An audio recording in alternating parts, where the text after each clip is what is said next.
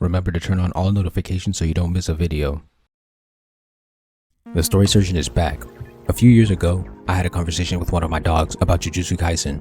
He asked whether I thought Naruto or JJK had a stronger first 12 episodes back when the latter was still coming out. Despite my appreciation for how fast JJK was moving, I chose Naruto and said that JJK wasn't very good at executing themes, while Naruto was elite at it. After understanding themes much better, and looking at themes from the big three more in depth, I want to see whether JJK was bad at writing themes or I was just bad at seeing them. Like my One Piece video, the categories will be theme, anti-theme, theme quote, and climax. The first arc is the first 18 chapters, but is split into multiple mini arcs. In chapter 1, Yuji brings up his desire to let people have normal deaths. Dying to curses is not a normal death, so he doesn't want anyone to die to curses. The problem is that this isn't a theme. Luffy wanting to become Pirate King isn't a theme either, it's just a goal.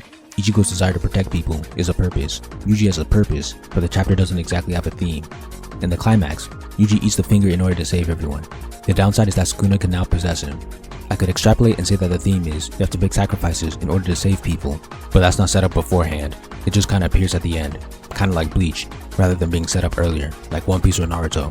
But I can let it slide, since it can be hard for a short arc to naturally fit a setup for the theme in earlier.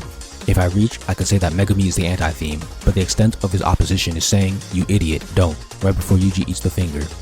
What decreases the impact of the theme is that the hero doesn't even understand the anti-theme. In One Piece, Chapter 1, Luffy understood what it meant to not be prepared to be a pirate. In Naruto Chapter 1, Naruto understood Mizuki's argument of him being the fox. In Bleach, Ichigo understood that if he took Rukio's offer, he could die. Here, Yuji doesn't know the consequences of eating the finger because Megumi doesn't explain it to him. That decreases the impact of the climactic decision. The closest thing to a theme line is, "So there is a way to save everyone. I just need some cursed energy, right?" Because of the weak anti-theme, this quote doesn't acknowledge the anti-theme, making it weaker.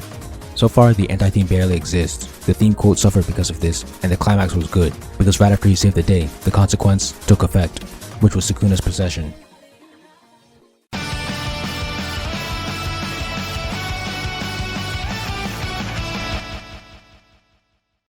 Chapter 2 tries to put some bandages on the wound. Yuji is informed on the drawbacks and given another decision to make. Die now or die after eating all of the fingers. Yuji chooses the latter, but this ethical dilemma is weakened by the fact that one option is clearly better than the other. Both end with him dying, but the second allows him to live a little longer. The choice doesn't deliver any theme because he's choosing between the same path. The only difference is one path is slightly longer than the other.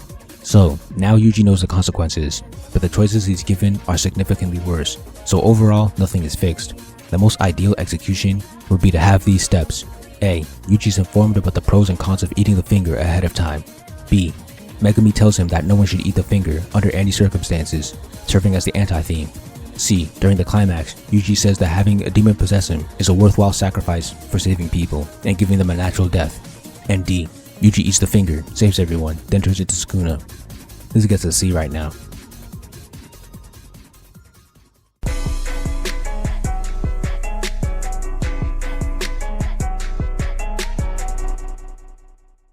Chapter 3 starts and ends with his own theme and does a better job. The theme is basically, with great power comes great responsibility. Yuji's power is that he can eat all the fingers, and his responsibility is to do that, then die, to make the world a safer place. His theme quote is, "Consuming Sukuna, I know that's something only I can do," when asked why he's here. This answer is reached at the climax. The weak points are the anti-theme and the climax. There is no anti-theme here. Masamichi is just trying to get a satisfactory answer from Yuji. The climax also doesn't embody the theme. There is no action that proves that the hero believes the theme. In Chapter 1, we see that Yuji believed that you have to make sacrifices in order to save people because he ate the finger. If the theme of an arc is teamwork is better than solo work, the hero needs to win in the climax because of teamwork. Here, there is no action in the climax that proves that the hero believes the theme, but it's understandable in context since this is just a friendly fight where they were discussing Yuji's motive. This gets a B-.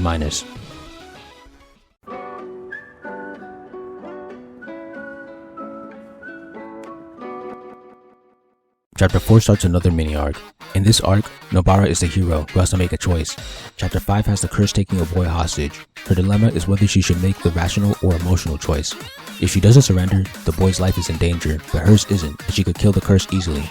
But if she surrenders, the boy's life is safer, but now she's in danger and the boy will die too. This is basically teleology versus deontology. Nobara chooses to surrender, making the theme, you should always save others when you have the option to. This happens in the climax. Yuji comes in to save her and the two exercise the curse and save the boy, meaning she made the right decision. The anti-theme is that you should make the rational choice, which she actually monologues to herself. There is no theme quote. There's actually an anti-theme quote, but I can let that slide since she represents both sides and her words weren't matching her actions. So this has a theme, anti-theme, quote, and climax. The only issue is that Nobara faces no consequences for making her decision. In this philosophical state, there were clear consequences for both sides, but Nobara didn't face any when she chose. Compare that to Yuji actually suffering the consequence of his choice in Chapter 1's philosophical state. She could have at least taken damage. Overall, this gets an A.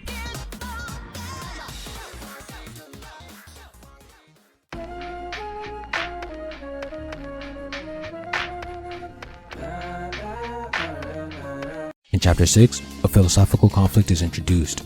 Yuji wants to bring the son's corpse to the mom, but Megumi doesn't want to. Yuji's reasoning is to satisfy the mom, while Megumi's reasoning is that the kid isn't worth saving because he's a terrible person. Megumi even says, "Who's to say that someone you save won't kill someone in the future?" which is a powerful attack on Yuji's motivation of saving people from unnatural deaths. Yuji counters by asking Megumi why he saved him. Yuji is a theme, and his quote is, "We're bringing this body back. She's not going to be satisfied if we just tell her her son is dead." Megumi is the anti-theme, and his quote is, "He's not worth saving alive. Why would I save his dead body?" In Chapter 9, the climax, Megumi explains that saving Yuji was not a logical decision, but an emotional one. In the earlier conflict, Yuji's was emotional, while Megumi's was logical. This dialogue is basically Megumi agreeing with Yuji. Furthermore, he says, "I think your way of doing things is also right, but that doesn't mean mine isn't." In Chapter 12, a flashback shows Megumi brought the son's name tag to the mom, which is an appeal to Yuji's request. This arc has a theme, anti-theme, quotes for both, and a climax that resolves with thematic conflict. My only criticism would be that Megumi grabbing the name tag should have been revealed in the climax when he said that Yuji's way wasn't wrong. This was the best execution of a theme so far. Easy A.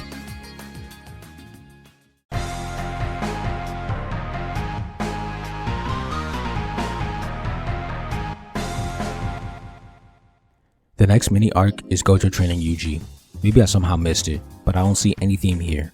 There are characters arguing about Jujutsu politics towards the end, but if I counted that, there'd be no climax that proves the theme right.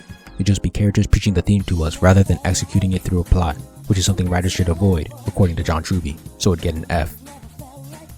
The next arc is the versus Mahito Arc. Junpei is the anti-theme and he believes that people don't have hearts. His quote is, "All you righteous people full of compassion, it's just a bunch of lies." And, "Having a heart is a sham, people don't have any hearts," in Chapter 26.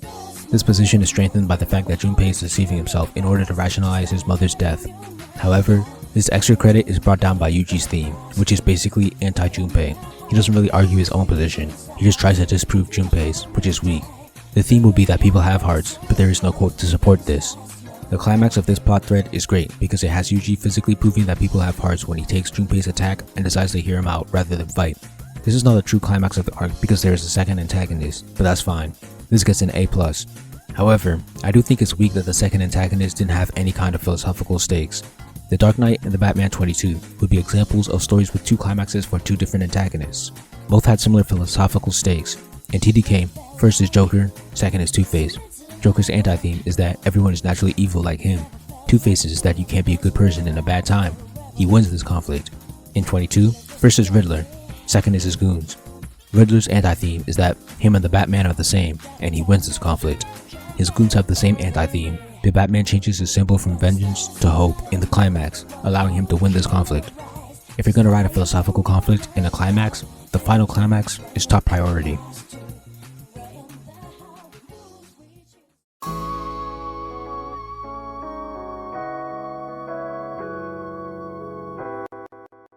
Next is the Kyoto Arc. According to my memory, this is where the themes really take a hit. Let's find out. The closest thing to a philosophical battle here is Nobara versus the Witch Girl, when they argue about the suffering of female sorcerers. Yay feminism. Witch Girl argues that females have to be skilled and cute, essentially perfect, to compete with male sorcerers. But then she pivots to Maki and Mai's struggles in Chapter 41, which leads to her saying that Yuji, a curse, should die. Nobara counters by saying that she cares about people's personalities, not their circumstances, using Maki and Mai as an example, since they have similar circumstances, but she likes Maki and hates Mai. Returning to power and cuteness, Nobara once again says that she doesn't care about her complaining, and she says she enjoys being strong and beautiful. That's an elite response. This is complicated, but I believe Momo's anti-theme is that you should complain about your problems, while Nobara's theme is that you should suck it up. This is rough due to the amount of bulky dialogue. Momo doesn't have a quote because the anti-theme I got was through inference from Nobara's response to Momo's exposition dump. Nobara's quotes are, "What do I care about whether someone's perfect or something's fair?" and "Give me a break, I love looking beautiful, I love being strong." The theme I got was also inferred, but it was more clear than Momo's. The climax has nothing to do with the theme. Nobara beating up Momo has nothing to do with complaining and sucking it up. I'll give this a B- for the confusion. There is a minor ideological battle between Megumi and Kamo. Kamo believes that he's doing the right thing in reference to trying to kill Yuji. His quote is, "I believe this is the right decision." Megumi's quote is, "I don't care if I'm right or wrong, I only believe in my conscience," which would be his theme. Like with Nobara, it'd be a reach to say that the plot at the time had anything to do with the theme. One could say that by fighting, Megumi is protecting Yuji, which supports the theme, but everyone's fighting to win the event.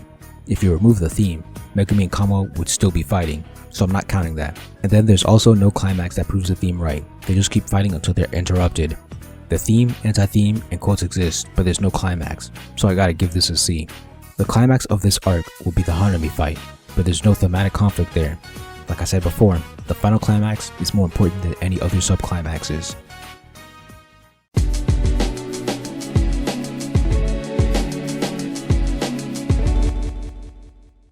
The last arc of season 1 is the death painting arc.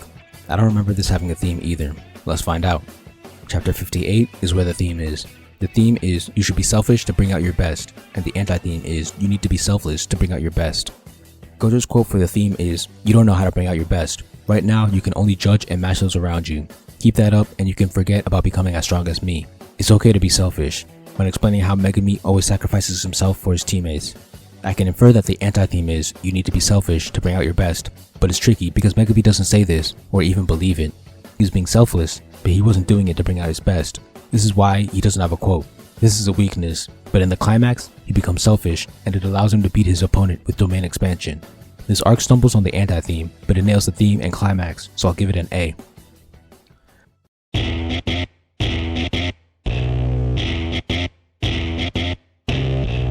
This is season 1's report card for the themes and climaxes.